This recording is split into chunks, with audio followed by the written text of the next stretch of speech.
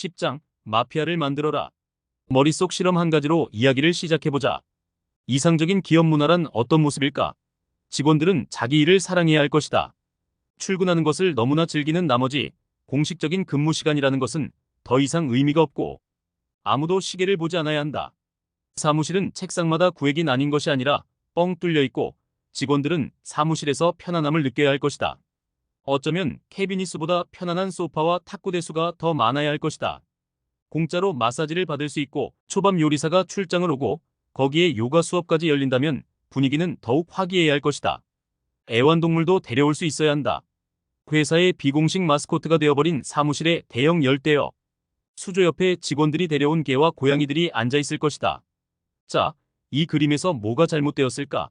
이 중에는 실리콘밸리 때문에 유명해진 말도 안 되는 특전도 몇 가지 들어있다. 하지만 아무것도 실체가 없다. 실체가 없다면 특전은 아무 소용도 없다. 인테리어 디자이너를 고용해 사무실을 아름답게 꾸며봐도 인적자원 관리에 통달한 컨설턴트를 고용해 사내 정책을 고쳐도 브랜드 전문가를 불러 유행어를 만들어도 의미 있는 성과는 나오지 않을 것이다. 기업 문화란 기업 자체와 별개로 존재하는 것이 아니다. 기업 문화를 가진 회사는 없다. 오히려 모든 회사 자체가 하나의 기업 문화다. 신생기업이란 같은 목표를 가진 사람들이 하나의 팀으로 뭉친 것이다.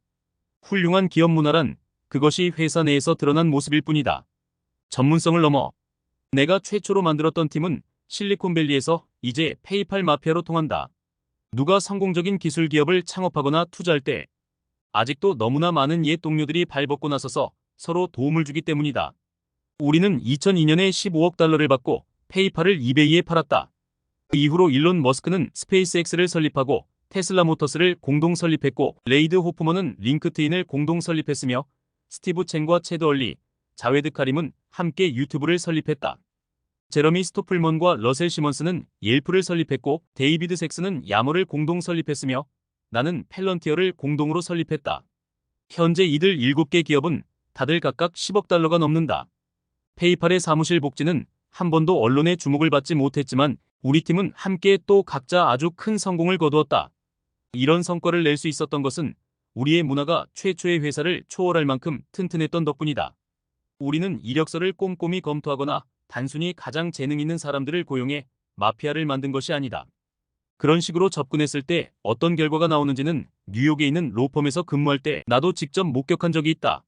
내가 함께 일했던 변호사들은 가치 있는 기업을 운영하고 있었고 한 사람씩 따지면 매우 인상적인 사람들이었지만 이상하게도 그 안에서 서로의 관계는 튼튼하지 못했다.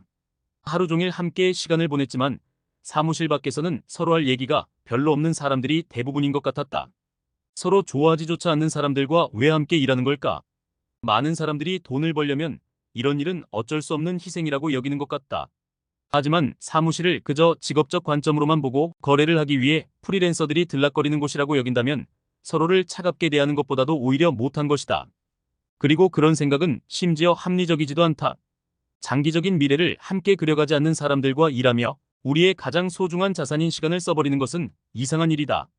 직장에서 소중한 시간을 보내고 지속되는 관계가 남지 않는다면 결코 시간을 잘 투자한 것이 아니다.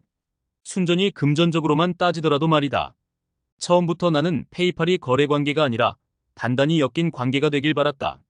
나는 사람들 사이의 관계가 튼튼해지면 단순히 사무실에서만 더 행복하고 잘하게 되는 것이 아니라 페이팔을 넘어 우리의 커리어에서도 더욱 성공할 수 있을 거라고 생각했다. 그래서 처음부터 우리는 실제로 즐겁게 함께 일할 수 있는 사람들을 채용했다. 재능도 있어야 하지만 특히 우리라는 사람들과 함께 일하는 것을 신나게 생각해야 했다. 페이팔 마피아는 그렇게 시작되었다. 작당 공모자 모집. 어느 회사든지 채용은 그 회사의 핵심 능력이다. 채용만큼은 절대로 아웃소싱해서는 안 된다. 단순히 서류상으로만 유능한 사람이 아니라 채용된 후에 응집력 있게 협업할 수 있는 사람을 뽑아야 한다. 처음에 4에서 5명까지는 큰 지분이나 책임 있는 고위직을 매력적으로 생각할 수도 있다. 하지만 이런 뻔한 제안들보다 더 중요한 것은 다음의 질문에 대한 답이다. 20번째 직원은 왜 우리 회사에 합류할까?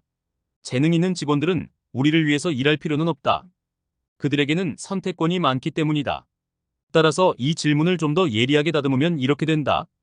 더 많은 연봉과 명예를 얻으며 구글에서 일할 수도 있는 사람이 우리 회사에 20번째 엔지니어로 들어올 이유가 무엇일까? 나쁜 대답을 몇 가지 제시하면 이런 것들이다. 다른 곳보다 스톡옵션의 가치가 높으니까. 세상에서 가장 똑똑한 사람들과 일하게 될 거니까. 세상에서 가장 어려운 문제를 푸는데 이바지할 수 있으니까. 스톡옵션이나 똑똑한 사람들, 어려운 문제가 잘못되었을까? 잘못된 것은 없다. 다만 모든 회사가 똑같이 이렇게 답하기 때문에 우리 회사가 두드러져 보이지 않는다는 게 문제다. 일반적이고 차별화되지 않는다는 이야기는 다른 많은 회사가 아닌 우리 회사에 들어와야 할 이유가 되지 못한다. 좋은 대답은 회사마다 다를 것이기 때문에 이 책에 있지 않다. 그래도 일반적으로 좋은 대답이 될 수 있는 두 가지 유형이 있다. 회사의 미션에 관해 이야기하거나 우리 팀에 관해 이야기하는 것이다. 회사의 미션이 가진 설득력을 설명할 수 있다면 직원들을 끌어들일 수 있을 것이다. 일반적인 중요성을 말하는 것이 아니라 아무도 하지 않고 있는 중요한 일을 왜 우리가 하고 있는지 설명할 수 있어야 한다. 우리 회사의 고유한 중요성이 될 수 있는 것은 그것뿐이다. 페이팔의 경우 달러화를 대체할 수 있는 새로운 디지털 통화를 만든다는 아이디어에 흥분되는 사람이라면 우리로서는 대화를 해보고 싶었고, 그렇지 않다면 우리가 찾는 사람이 아니었다. 하지만 위대한 미션마저도 충분하지는 않다. 가장 열정적으로 일할 직원이라면 이런 의문 역시 가질 것이다. 이 사람들이 과연 내가 함께 일하고 싶은 종류의 사람들일까? 우리 회사가 왜 그에게 개인적으로도 특별히 더 맞는 회사인지를 설명할 수 있어야 한다. 그럴 수 없다면 그 사람은 우리 회사에 딱 맞는 사람이 아닐 것이다. 그리고 무엇보다 특전을 가지고 씨름하지 마라.